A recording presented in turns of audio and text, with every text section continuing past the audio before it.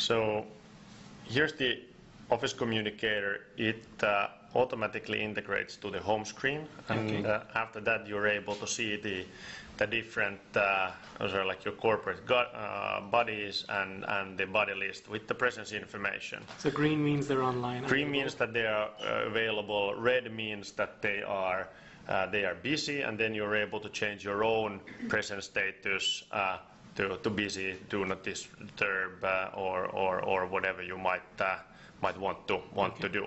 You're able to see the different groups within the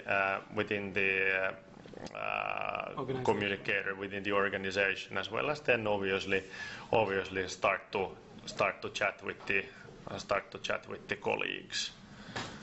And this is all real time? This is all real time. It is real time. So this is basically how it works. So you're able to chat with your colleagues if your colleague, for example, is in a meeting and here Trudy answered to the message. Now, I mean, obviously you need continuous data access for this, and one of the things that BlackBerry likes to talk about is that their efficiency in data utilization. Do you have any information on how does this compare?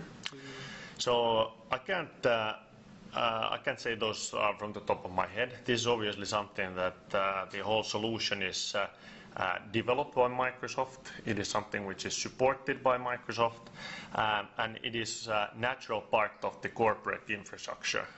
So many corporates today are deploying Office Communicator. It typically starts with for the use within the desktop environment or with your laptops, and then moves into the mobile as the next step. Okay. Today, this is something which is available in the Nokia smartphones, and then something that we are very happy about, something that Microsoft has specifically then developed for Nokia. Okay, great. Thank you very much for this demo.